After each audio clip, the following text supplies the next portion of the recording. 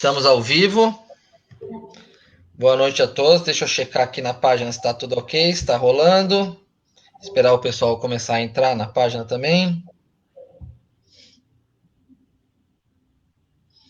Deixa eu checar aqui. Estamos ao vivo. Ok. Já vi que está funcionando aqui. Boa noite, Carol. Boa noite, Marcos. Boa noite. Boa noite. Vamos esperar um pouquinho o pessoal entrar aí, um minutinho, para a gente começar. Que a gente anda excessivamente pontual. Aí as pessoas falam assim, mas eu pensei em entrar umas 7h10 da noite. A pessoa entra às 7h10, ela já perdeu 9 minutos da live, né? O pessoal tá entrando aqui, tô acompanhando. Boa noite para todo mundo. Se quiser escrever aí nos comentários da onde vocês estão assistindo, né? Hoje é um tema muito importante, uma indústria muito forte, inclusive de faturamento, não é, Marcos?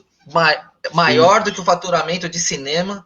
A indústria do cinema, né? A indústria do game. Já ultrapassou cinema e música juntos. Ultrapassou cinema e música juntos. É um mercado que o ano passado, os números mais recentes mostram em torno de 150 bilhões de dólares de faturamento mundial. Nossa. É uma cifra que mais cresce, né? Consistentemente. Sim, nos últimos anos vem crescendo aí. Nos periféricos também, né? Na venda de produto, nos eventos, nas transmissões. Exato, games de um modo geral, seja esportes, seja a indústria de hardware, de software, a todo vapor. A gente vai falar do faturamento deles com merchandising, a gente vai falar hoje aqui da relação de game com cinema. O Marcos, a Carol vai apresentar o Marcos com mais propriedade, é um especialista em passar o conhecimento para que o programador de game não seja só um programador, mas seja também um comerciante eficaz do produto que ele vende, né? Não fica o foco dele só lá no código, né? Então vamos começar, que o pessoal já está entrando bastante gente aqui. Então, Carol Olival, da Full Sail University. Carol, hoje eu queria soltar um vídeo da Full Sail aqui depois, mais tarde. O pessoal estava falando para mim aqui, vocês falam da Full Sail, mas mostra alguma coisa depois, eu vou soltar um vídeo deles aqui, vou deixar na ponta já aqui. Você passa um link, aí você acessa pelo YouTube, que é o melhor jeito de passar, pode ser? Tá bom. Então depois, se você tiver sossegado, aí você me passa o melhor link, por favor, eu posto aqui nos comentários. Apresenta o Marcos pra gente, por favor. Então vamos lá. O Marcos ensina desenvolvedores de games a pensar seus títulos como produtos, com planejamento, com estudo de mercado, público, diferenciais e posicionamento, realmente como tem que ser numa empresa, né? E ele tem uma experiência gigantesca de grandes lançamentos de produtos inéditos, né? Ele participou do lançamento do primeiro pneu lameiro da Pirelli, primeira TV de plasma da Sony no Brasil, primeira TV de LCD da Sony também, primeiro carro de passeio da Nissan, primeira Smart TV do Brasil também pela Sony, primeiro coworking brasileiro, então bastante experiência de inovação, lançamento de novos produtos, novos mercados, né? Obrigada, Marcos, por estar aqui com a gente. Obrigado, hoje. Marcos. Imagina, é um prazer.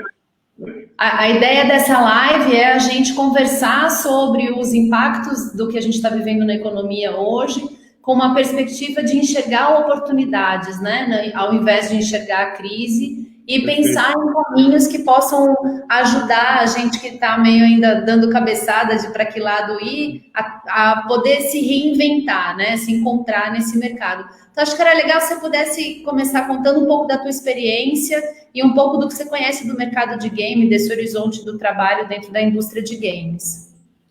Bom, vamos lá. Eu comecei minha carreira há 20 e poucos anos atrás, na área de marketing, trabalho na área de marketing desde então, e aí transitando entre produto, comunicação, enfim, toda a agência, negócio próprio, enfim, já passei por uma série de locais, uma série de empresas, como você falou, Carol, lançamento de produtos interessantes, inovadores no Brasil.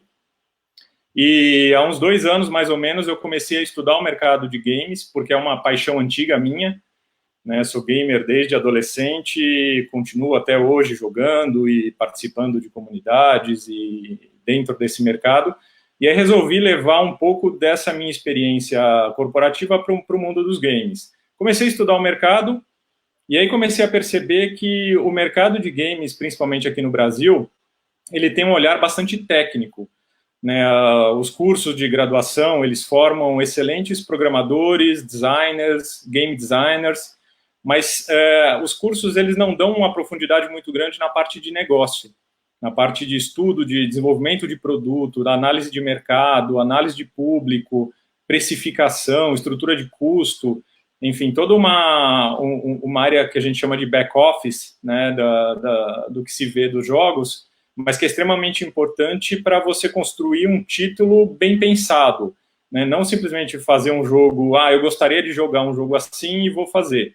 Não, você planejar qual é o público, qual é o mercado, qual é o potencial de receita que aquele jogo pode ter, quais as formas de monetização possíveis, né? Dependendo do público, você pode fazer um jogo que você cobra uma vez na venda dele, depois você não ganha mais nada. Você pode ter jogos que você distribui gratuitamente e dentro do jogo você tem uma série de formas de monetização.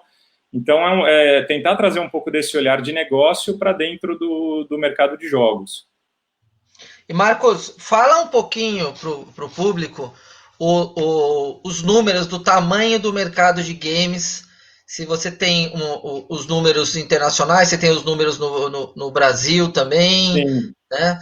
E, em seguida, emendando a isso, eu falo depois, seria assim, eu vou pedir para você dizer um pouco o mapa do tesouro, assim, muito resumidamente. É claro que não é em meia hora de live que se resolve isso.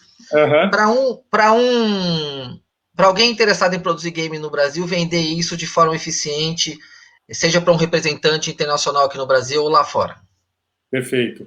Bom, primeiro os números do mercado. É um mercado gigante, né? Um mercado que hoje já ultrapassa a receita, o faturamento dos mercados de cinema e música juntos. No ano passado foram em torno de 150 bilhões de dólares de faturamento global, né? Isso considerando tudo que envolve games, né? Seja a venda de equipamentos, de hardware, de software, os jogos em si, né? Seja a venda de acessórios, seja o e-sports, né? Os esportes eletrônicos, que vem crescendo bastante no mundo inteiro.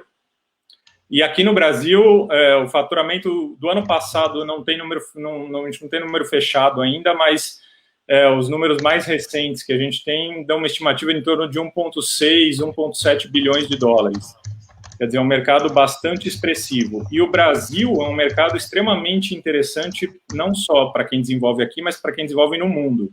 Porque hoje a gente tem em torno de 80 milhões de jogadores aqui no Brasil. Sejam jogadores, que a gente chama de heavy gamers, que são aqueles jogadores que jogam todo dia, horas por dia, ou que jogam pelo menos 2, 3 vezes por semana, que são bastante ativos nas comunidades, até aquele jogador mais casual que joga no ponto de ônibus quando está indo para o trabalho, ou quando está esperando na sala de espera do médico, né? Então, mas somos 80 milhões de jogadores, então é um mercado bastante expressivo.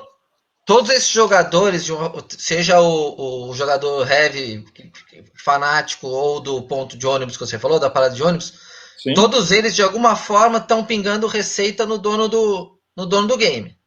Não é isso? Geralmente sim. Ou você paga para comprar o jogo, como acontece principalmente com os consoles de videogame, e aí você tem jogos que vão de R$30 a R$300, dependendo do jogo, se é um lançamento ou não, até os jogos, como eu disse, que se chama free to play, né? Ele é grátis para você baixar e jogar, mas aí, seja para você poder evoluir de forma mais rápida dentro do jogo, ou para você ter itens exclusivos, itens diferenciados, você acaba tendo que pagar alguma coisa em dinheiro real. Né? Então, tem jogos que são famosíssimos e cresceram e faturaram muito com esse tipo de formulação, como Fortnite, por exemplo, né, que é um jogo super conhecido no mundo inteiro e que você não paga nada para baixar e jogar, mas que você, dentro do jogo, para você ter alguns itens especiais, você tem que gastar dinheiro real. Carol, Fortnite tem alguma coisa a ver com o Full Sail Universe, não tem algo? Tem, a gente até trouxe o Grant, que foi uma das pessoas que encabeçou o projeto do Fortnite A gente, o Grant com Fortnite, o Chance Glasgow com Call of Duty, que a gente estava falando ali no aquecimento Sim. também, né, do lançamento do Call of Duty. O Chance não está mais no Call of Duty, está trabalhando agora com educação em realidade virtual. Então, esse último lançamento não teve a mãozinha dele, mas ele foi um dos fundadores e os dois são graduados lá pela Full Sail. A parte de game da Full Sail é bastante forte. Tem qualquer produção que você pegue de game agora, tem Full Sailor que trabalhou por lá. Acabou a luz aqui. Apagou a luz da Carola. Gente, tudo acontece nas minhas lives. É um negócio. Não, mas agora tá ok, Carol. Marcos, e no Brasil, você, se não me engano, logo no começo da live, você falou que o Brasil tá com uma qualidade muito boa de programadores. Sim. E de designers, né? E como é que está o mercado, a produção nacional de games? A produção nacional de games, ela segue bastante forte. Tem algumas dificuldades, como eu estava comentando, né? Principalmente na formatação e formulação de produto, né? Porque não são disciplinas muito desenvolvidas nas universidades que trabalham com o desenvolvimento de jogos. E falta um pouco ainda de um ecossistema bem estruturado, né? Hoje, quem faz o principal papel de estruturação desse ecossistema é a Abra Games, a Associação Brasileira dos Desenvolvedores de Jogos, que é bastante atuante em todo o Brasil e que procura organizar toda essa pauta do desenvolvimento de jogos junto ao governo, organizar missões de desenvolvedores brasileiros para o exterior, para mostrar os jogos do Brasil. Né? Então, tem uma atuação bastante forte. E o Brasil hoje tem em torno de 350 estúdios de desenvolvimento. Desses, 270, 280 são formais, são empresas formalizadas. Os outros são grupos de ex-estudantes que se reúnem para montar jogos, ou são desenvolvedores freelancers. Né? Então, é um mercado que vem crescendo bastante, mas que precisa ainda de um ecossistema melhor estruturado e precisa principalmente de um fluxo de investimento melhor estruturado. Hoje é um mercado ainda que depende um pouco das verbas públicas, de editais, para se desenvolver e para conseguir produzir. Né? Já existem algumas iniciativas privadas de investimento, mas precisa de uma melhor estruturação para que realmente possa deslanchar. Tem profissionais muito bons, existem títulos premiados, títulos brasileiros premiados e reconhecidos fora do Brasil. Né? A gente tem alguns títulos famosos, como Aritana, né, da Duike, tem o Out of Space, da Behold, que recentemente foi bastante premiado aí. Tem um jogo brasileiro que foi desenvolvido no ano passado, que teve bastante sucesso na Alemanha, que é um jogo chamado Árida, que traz um pouco da história do sertão da Bahia do início do século passado. Nossa. E traz um pouco dessa cultura brasileira, que é uma coisa que aqui na nossa empresa a gente defende bastante, que é trazer a cultura brasileira para dentro dos jogos para os brasileiros e para o resto do mundo. Pode fazer o seu jabá, fala qual é a empresa, onde você está, o que vocês fazem, pode fazer. A minha consultoria, ela se chama Boost Consulting, né, e a gente trabalha exatamente nisso, tentando ajudar os desenvolvedores a estruturar os seus projetos antes de iniciar o desenvolvimento. Porque o que a gente percebe muito é que muitos projetos se iniciam com desejo, né, do desenvolvedor criar um jogo que ele gostaria de jogar, e aí ele vai, muitas vezes, com a cara e com a coragem, passa 1 ano, 2, 3 anos desenvolvendo, só que quando o jogo está pronto, ele carece de elementos de produto, ele carece de ter um público-alvo claro e definido, ele carece de ter uma forma de monetização ou um preço muito bem desenhado. Então, muitas vezes, ele desenvolve o produto e acaba terminando o desenvolvimento, ele começa a pensar, bom, então, para quem que eu vou vender isso? Né? Enquanto que isso deveria acontecer no início do desenvolvimento, antes mesmo dele começar a desenvolver. Então, é isso que a gente tenta trazer para os estúdios, trazer essa visão de projeto, efetivamente, de produto, para que ele possa, depois do desenvolvimento, já saber para quem oferecer e para quem vender o jogo. Então, é assim, desenvolver já com a ideia de como vai colocar no mercado, né? Então, exato, assim, exatamente. Inclusive descobrir o que é tendência. Bom, hoje a gente está vendendo jogo tipo Fortnite, mas parece que a tendência vai ser jogo como Clash Royale, por exemplo. Exatamente. Porque se ele for demorar um ano para desenvolver, ele tem que olhar o mercado que vai acontecer daqui a um ano, não o mercado de hoje. Né? Eu tenho certeza que muita gente agora, com toda essa coisa de coronavírus, deve estar pensando, eu vou criar um jogo com essa temática. Só que se ele vai demorar minimamente 3, 4, 5 meses para desenvolver um bom jogo. Quando ele terminar o desenvolvimento, essa crise já passou. E aí ele vai estar com um produto defasado, atrasado no mercado. Né? Então, isso é extremamente importante de se pensar. Não só como está o mercado hoje, mas como ele vai estar no final do desenvolvimento. Perfeito. É super pertinente isso, né? E a gente vê, eu acho muito isso da interferência do artista, né? A gente vê com quem faz cinema também, eu quero fazer um cinema para falar de um determinado tema, eu quero fazer um cinema com viés mais artístico e tal, e aí o mercado não consome e a pessoa se frustra, e é difícil esse balanço, né? Eu entrei na minha carreira para fazer um negócio que eu gosto, mas aí esse negócio que eu gosto não vira um produto que as pessoas comprem, né? Eu acho legal essa visão do negócio, né? Você precisa saber que aquilo que você está fazendo, no final, tem que ter sentido para quem vai te comprar, né? Senão... Exatamente. Nesse ponto, uma coisa que, vou dizer, prejudica, porque de certo modo ele prejudica essa etapa de precificação e de levar o produto para o mercado, é que o mercado se acostumou um pouco com as verbas públicas, né? Então, por trabalhar muito com verbas públicas que não exigem uma contrapartida de resultado, né, você trabalha um título, desenvolve, ele vira um produto socialmente até muito interessante, mas se você espera faturar com ele, você pode ter um problema, porque você não tem a cobrança. É o caso do cinema com a lei do audiovisual. Exatamente. Então, que é uma coisa que a gente estimula muito também na Boost, é você olhar e tentar pensar para o seu título, como é que eu vou trazer empresas privadas para dentro do jogo? Né? É isso que eu ia perguntar para você. Oi? É isso que eu ia te perguntar. Existe um mercado de games produzidos sob encomenda para empresas privadas, assim, não para empresas de games. Vamos dizer que a montadora de veículos X aí, ela quer um game. Isso é um tipo de produto recorrente que existe por aí? Existe, mas ainda de uma forma muito simples. O que existe muito hoje, principalmente com relação ao mercado corporativo, existem dois caminhos, basicamente. Ou se utiliza o game como mídia, né, e aí você faz anúncios dentro do jogo e a sua marca aparece de alguma forma como um merchandising dentro do jogo. E tem um exemplo bem recente aí, num dos maiores jogos que foram lançados no ano passado, que foi o Death Stranding, que ele começou com uma parceria com a Monster Energy, que faz energéticos, né, e a Monster entrou dentro do jogo. Depois teve até alguns problemas de posicionamento de marca e de alinhamento com a ideia do jogo, e o jogo eles acabaram saindo, mas foi uma forma de participar do jogo.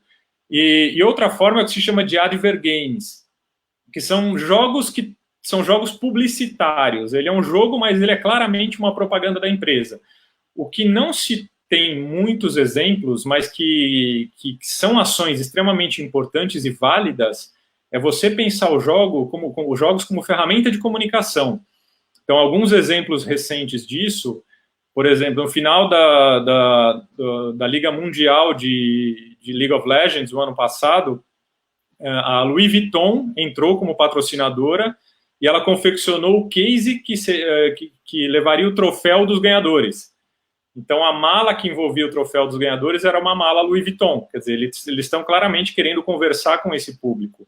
Uhum. Né, uma outra ação interessante foi o Burger King fez uma ação com Free Fire, né, que é um dos maiores jogos de tiro mobile que existem e que já foram feitos na história. Afinal, eles fizeram uma ação, começou um mês antes da final de Free Fire, do Campeonato Mundial de Free Fire, o ano passado. E eles conseguiram amarrar muito bem o jogo com a marca e com o ponto de venda. Então, o jogador ele entrava no Free Fire, baixava o código de uma tela, levava na loja, fazia uma compra de produto de sanduíche, recebia na nota fiscal um outro código que ele inseria no jogo e ganhava itens exclusivos para ele. Nossa, então, você arquitetar isso como ideia já é muito interessante, mas você colocar na prática, né? Imagina você entrar num sistema Sim. de administração, aquele, sei lá, aquele SAP que está rodando num servidor monstro ali, e colocar uma linha de código que vai dizer a hora que o cara pagar, gere isso para eles. Exato. Essa extremamente sofisticada, né? Exatamente, exatamente. Tem empresas que fazem mídia dentro dos jogos também, em que você está, por exemplo, se você tem um jogo de corrida, você está com seu carro ali na estrada e passa um outdoor na estrada. Aquele outdoor ele vai veicular uma mídia que pode ser variável. Toda vez que você passar lá, você vai ter um anúncio diferente no meio do jogo. Isso também envolve código, envolve uma série de ferramentas externas plugadas no jogo, né? E então, esses jogos, eu até, Carol, olha que curioso, a gente fez uma entrevista semana passada com um cara brilhante lá, o Herbert, né? E aí eu tive, depois no dia seguinte, eu estava conversando com o Herbert por WhatsApp, e no WhatsApp eu falei com ele um assunto ligado a uma certa universidade, né? Falei com ele o assunto e a certa universidade. Deu 15 minutos, aqui nas minhas preferências, o Google me mandou um anúncio dessa universidade. Exato. Coisa que eu nunca tinha recebido. Por que eu estou falando isso? Oi, Carol, diga. Não, eu tô falando, é o nosso Big Brother aqui, né? Eu viro e mexo, é mentira. Porque falou, pegou, e vai vir o anúncio. Mas vejam bem, eu estava no WhatsApp. Eu não estava navegando no Google, eu não estava no YouTube, que pertence ao Google, eu estava no WhatsApp. Sim. E o Google leu e falou, deixa eu entregar uma propaganda desse cara, porque ele citou. Mas eu estou te falando isso, Marcos, porque você disse do carro, né, no game, com o carro, que ele passa por um outdoor. E os games também fazem isso que eu perguntei? Eles também podem fazer uma leitura do conteúdo que o cidadão está usando. Primeira coisa, a plataforma principal de game é celular? Hoje em dia, em termos numéricos absolutos, sim. O mobile já ultrapassou as outras de longe. Será que tem isso? Quer dizer, de repente eu estaria nesse game e eu dirigindo o game apareceria a propaganda dessa universidade no outdoor que eu estou passando com o carro? Seguramente é possível fazer. Se existem soluções amarradas dessa forma já, eu não sei te responder hoje. Tenho que dar uma pesquisada e ver, não chegou até mim nenhum exemplo concreto disso, mas possivelmente seria possível, né? Seria possível porque a tecnologia já existe para isso. Carol, você quer fazer a pergunta do Wesley Alves, que tem aí nos comentários? A gente fazer isso agora. Então, o Wesley Alves fez uma pergunta aqui pelo Face, dizendo: olá, tudo bem? Trabalho com estudantes da área de informática, alguns rascunham e iniciam o desenvolvimento de jogos uma vez ou outra, de vez em quando. Como iniciar o processo de profissionalização desses jovens e fazer a aproximação deles com grandes empresas de jogos? É do Wesley, ele é de Cuiabá, Mato Grosso. Perfeito. Hoje você tem diversas instituições de ensino no Brasil que têm cursos de formação em desenvolvimento de games, formação em game design, formação em toda a parte artística que envolve os jogos, né, desde animação, modelagem 3D, áudio, enfim, posicionamento de câmera, tem tudo isso, e muitas universidades já têm cursos de graduação ou cursos de extensão espalhados pelo Brasil. Esse seria um dos caminhos. Para você desenvolver o jogo, hoje você tem algumas plataformas que elas são abertas, são livres, são gratuitas para você desenvolver. Uma das mais conhecidas é a Unity, tem a Unreal, também é bastante conhecida. São plataformas bastante usadas pelos desenvolvedores de jogos, principalmente pelos desenvolvedores independentes, porque ela até um faturamento, se eu não me engano, de $100 mil anuais, você não precisa pagar a plataforma. Então, se você quiser desenvolver um jogo para experimentar, para fazer testes, para testar o mercado, com o Unity você consegue fazer. Ela é uma ferramenta, como qualquer software, ela demanda um tempo de aprendizado, mas ela é livre, você pode baixar e utilizar. Quando você vai para... Isso pode ser feito para PC ou para mobile. Ela trabalha com as duas plataformas e também já trabalha com realidade virtual. Se você pensa aí para consoles de videogame, aí você tem que passar invariavelmente pela empresa dona daquele videogame, seja ela a Nintendo, o Xbox, a Microsoft, né, com o Xbox, ou a Sony com o PlayStation. Você tem que fazer um contato com eles, eles vão te enviar um kit de desenvolvimento, que muitas vezes tem um custo para você utilizar, e aí você vai conseguir desenvolver o seu jogo para uma plataforma como essa. Vale dizer que é mais difícil você entrar numa plataforma de videogame, o crivo deles, a barra deles é mais alta em termos de qualidade de desenvolvimento, qualidade de produto, mas é perfeitamente possível e demanda um tempo de desenvolvimento. Mas esses são os principais caminhos. E depois que você desenvolveu o jogo, que ele está pronto, se você não estiver amarrado com um Xbox ou com um PlayStation ou com a Nintendo, se você for um desenvolvedor independente, muito provavelmente você vai precisar de um publisher, que é uma empresa especializada na comercialização do jogo. Então ele já tem os caminhos, já tem as fórmulas mais desenhadas de comercialização disso e vai conseguir dar mais velocidade na venda daquele título. Existe o que se chama de self-publishing, que é o próprio desenvolvedor ir atrás de fazer o seu trabalho de divulgação, mas ele é mais complexo, ele envolve ter alguém dentro do estúdio que saiba fazer isso, que saiba trabalhar com mídia digital, que saiba trabalhar com mídia em redes sociais, para você conseguir dar a visibilidade necessária para o seu título, para conseguir ter jogadores suficientes e gerar atração no negócio. Acho que pegando até uma carona, Marcos, o Edu vai publicar o link aí. A Full Sail liberou 2 cursos que são iniciantes, vocacionais, que são gratuitos, estão disponíveis na internet. Um deles é em Game Design e é Unity. Então, que legal. É um curso inteirinho, eu não me lembro se tem 40 ou 60 horas, mas ele está todinho liberado, só entrar, lógico que ele está em inglês, mas o de Game Design, a pessoa aprende a fazer um jogo em Unity, e o de Music Production aprende a produzir uma música também nos softwares que são usados pelo mercado. Já dá, porque eu estou vendo que o Wesley está falando assim de início de processo de profissionalização, né? Eu acho que pode ter um comecinho, né, para eles aprenderem. E tem também, até falando para o Wesley, se você quiser depois se conectar comigo, a gente tem vários graduados do mercado de games, vários deles trabalhando no Brasil. Em fevereiro, eu fiz um roadshow com o Tamir Nadav, que é um americano que mudou para o Brasil para trabalhar numa empresa de games brasileira aqui, que está marcado de fazer live com a gente também mais para o final desse mês. E ele fez no roadshow de fevereiro, ele terminava a fala dele, uma das grandes motivações dele de doar uma semana de tempo para passar em vários estados e falar sobre o mercado de game. Ele compartilhou a história dele, mas ele queria contratar a gente, eles estavam buscando profissionais de game, e aí ele estava esbarrando nessa situação que a gente conhece muito aqui no Brasil, né, que tem um monte de gente procurando emprego e tem um monte de empresa procurando profissional, mas nem quem quer acessar a vaga acha a vaga, e nem quem quer acessar o profissional acha o profissional. Então, fiquem abertos, quem quiser entrar em contato comigo para pedir colocação em game especificamente, óbvio, tem as profissões lá, as especializações que ele estava buscando, fique à vontade para entrar em contato comigo, que eu contacto com ele. E isso é uma coisa legal que tem a ver com o que você falou também, né? Eu me lembro que quando eu encontrei o Tamir aqui, eu falei, nossa, você é americano e está morando no Brasil, né? Indústria de game veio do Brasil. Ele falou, eu não sei por que vocês sempre falam, vocês brasileiros falam isso para mim. O futuro da indústria de game está aqui. Vocês têm os usuários, vocês têm programadores, e vocês são criativos. Vocês têm tudo, vai acontecer aqui, né? Achei legal.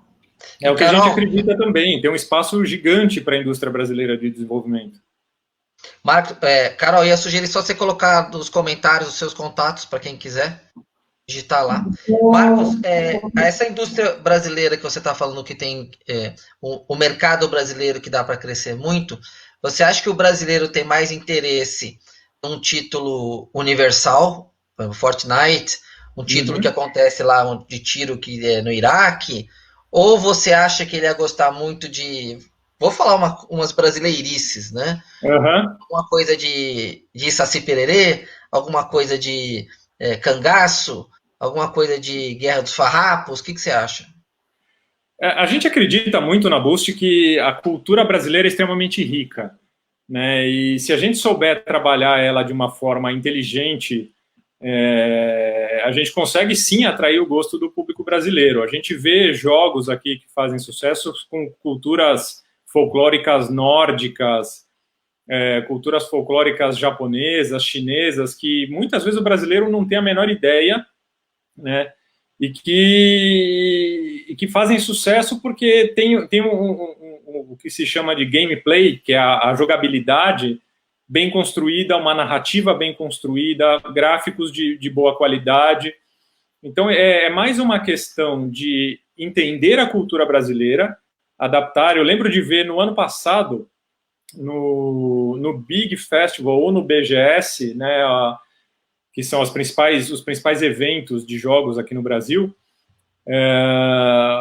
jogos pensados em cima da temática de Sítio do Pica-Pau Amarelo, por exemplo, mas com uma visão um pouco mais juvenil, onde a Cuca não é simplesmente aquele jacaré desengonçado que a gente via nos programas de TV, mas sim é um dragão, tem uma cara de dragão, é perigoso efetivamente, e acabava sendo o boss de uma fase, né? Então, tem formas de se fazer isso. Tem esse jogo Árida, como eu falei, que se passa no sertão da Bahia. Você tem alguns jogos de realidade virtual que trabalham o cangaço, né? Então, tem muita coisa, muita riqueza na cultura brasileira que com certeza faria sucesso com os brasileiros, né? O Brasil, hoje, numericamente, em termos de jogadores, ele é mais ou menos terceiro quarto do mundo em número de jogadores. Né? E hoje, em receita, o Brasil fica ali em 14º, 15ª colocação, ou seja, tem um espaço enorme para a indústria brasileira crescer. Né? E é entender, e é o que eu sempre digo, né? O processo de desenvolvimento do jogo ele tem que partir do entendimento do público, com quem eu quero conversar. Né? Eu quero fazer um jogo regional no Brasil, de repente um jogo com os gaúchos e um jogo focado nas guerras que aconteceram no sul do Brasil no século XVIII, XIX. Será que eu vou atrás de uma temática do descobrimento? Então, tem inúmeras coisas que você pode trabalhar, e é questão de você trabalhar uma narrativa bem construída, uma parte técnica de desenvolvimento bem feita, e, obviamente, conseguir fazer uma divulgação estruturada e bem feita do seu jogo. E, Marcos, a gente aqui, até para encaminhar para um final da live que a gente prometeu para você 30 minutos, e para variar já passei desse tempo que você tem seus afazeres. Tranquilo, o papo está ótimo. Me fala um pouco da correlação do game com a produção de cinema, né? Então, filmes que derivam games, o merchandising que o personagem do game pode vender, então a Zelda, esse tipo de coisa, mas fundamentalmente a relação do game e do cinema. O namoro do game com o cinema já existe há muitos anos, né? Se vocês lembram, não sei se todo mundo que está assistindo vai lembrar, mas desde os anos 80, né, a série Tron, que começou nos anos 80 e depois teve um segundo episódio já nos anos 2000, ela já tratava dessa conexão entre o arcade na época e o cinema.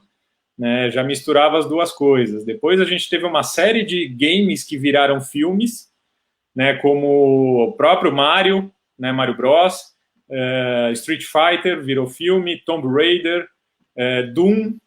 Então são vários games, Sonic agora recentemente, né, virou filme. Série também, você tem o game The Witcher, né, que também virou série na Netflix. Então existe uma série de games que viraram filmes. E filmes que começam a ir para os games também, né? Você já tem esse caminho contrário acontecendo. Então, são duas indústrias que se complementam, né? Os próprios Vingadores têm jogos para sair esse ano, Blade Runner virou game, O Senhor dos Anéis virou game. Então, assim, tem uma série de títulos que acabam unindo as duas coisas, né? Eu acho que até para as carreiras para quem faz computer animation, né, animação gráfica, você consegue trabalhar nas duas áreas, né? Mesmo criação de roteiro e tal. Acho que Exato. uma complementa a outra. E eu acho que é legal essa possibilidade de você olhar onde tem mais demanda no mercado, né? Onde tem mais financiamento. Eu preciso aprender muito sobre game. O Wagner, viu, Carol? O Wagner, nosso sócio aqui, Wagner, meu sócio aqui do Super Cinema, está assistindo a gente. E o Wagner é um jogador compulsivo de Clash Royale. Perfeito. Eu estou começando a minha saga Pokémon agora. Meu filho, Muito bem.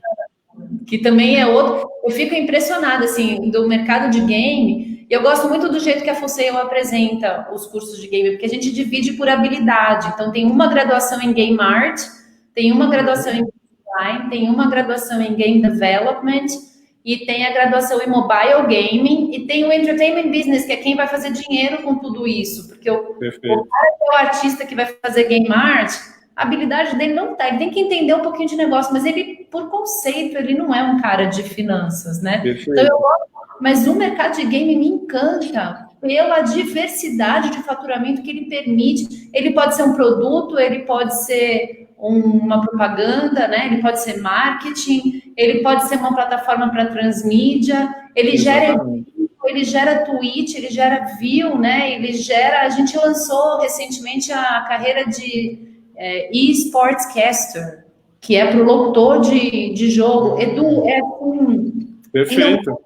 Na parte artística, do desenvolvimento da animação, da criação do roteiro da história, né, do storytelling, é igual cinema. E tem jogos que você fala, cara, isso aqui é um filme ou isso aqui é uma animação, né? Eu vejo muitas similaridades nas habilidades que os profissionais precisam ter, mas talvez ainda não esteja tão claro para esses profissionais essa ligação dos dois mercados. Agora, que o mercado de game tem mais dinheiro nesse momento do que o mercado de cinema, eu acho que isso é uma constante, né? É uma verdade meio universal para qualquer país. Exatamente. Tem um paralelo muito grande entre as duas indústrias, né? E estão cada vez mais se fundindo, né? Se você olhar tudo o que aconteceu, por exemplo, com Avatar, que você mistura ali toda a parte de computação gráfica, 3D, enfim, com uma história muito bem construída. Você vê tudo o que aconteceu com Angry Birds, por exemplo, que virou boneco de pelúcia, virou chaveiro, enfim, todo o desdobramento que você teve no offline, né, fora do mundo digital. Eu sou um apaixonado por essa história do merchandising do cinema e do game, né? Muito embora eu não entenda muito de games. A palavra hoje, eu acho que é experiência, né? Até o consumo das pessoas mudou, né? Os jovens não querem ter o carro, eles querem poder usar o carro quando precisa de Uber, né? Não quer ter quer baixar a música quando quer ouvir o uso no Spotify. É outro tipo de hábito de consumo. E a coisa de ter a experiência é muito forte. E aí o cinema conta a história, mas o game ajuda a pessoa a entrar na história, né? Você vira um personagem. Então, acho que você se envolve muito mais. Engajamento total, né? Exato. É um caminho sem volta e acho que as indústrias tendem a virar uma, né? Exato. Marcos, para encerrar a última pergunta do Wagner, ele está falando do Wagner, ele tá, na verdade não é uma pergunta, é uma expressão dele, você pode terminar com a sua explicação de se você concorda ou não. Ele diz assim: eu acredito que o futuro dos games vai ser por realidade virtual. Eu acredito que o futuro dos games vai incluir realidade virtual. Não sei se ele será realidade virtual como tem o filme Jogador Número 1, né, Ready Player One, que é bem famoso e que mostra esse mundo futurista onde tudo acontece no mundo virtual em realidade virtual. Eu acho que ele vai existir, mas eu não acho que ele vai ser 100%. Pode ser que daqui a muitos anos isso aconteça. Mas você tem toda uma parte mobile que ainda vai sobreviver por muito tempo, os consoles ainda vão sobreviver por um tempo, você tem agora os serviços de streaming de jogos começando a surgir, né, as principais empresas do mundo hoje, Apple, Google, Amazon, todas elas já desenvolvendo plataformas de game streaming. Então, eu acho que ele vai ter a realidade virtual, não sei se ela vai ser a predominante por muitos anos ainda. você tem uma barreira de hardware e de banda de conexão, talvez depois do 5G isso melhore, mas que ainda limita um pouco isso, limita um pouco essa abrangência do mercado, mas seguramente vai estar cada vez mais forte. O Facebook também tem o Facebook Gaming agora. Exato, também, né? Facebook Gaming. Vivem me mandando publicidade aqui e eu ainda não tive tempo de ver. E Marcos, curioso que tanto o Facebook Gaming como o Twitch, só para finalizar como última informação, vamos lá. Legal. Eu tenho tempo, quem não tem é você. Tanto o Facebook Gaming quanto o Twitch, né, mostram, e o YouTube também, mostram que tem muita gente que gosta de assistir os jogos. Tem muita gente que passa horas assistindo jogos, né? É a história do eCaster, né? É o locutor especializado em games. A gente fez, Marcos, aqui no Super Cinema, há coisa de 3 anos atrás, para uma holandesa chamada Zooming.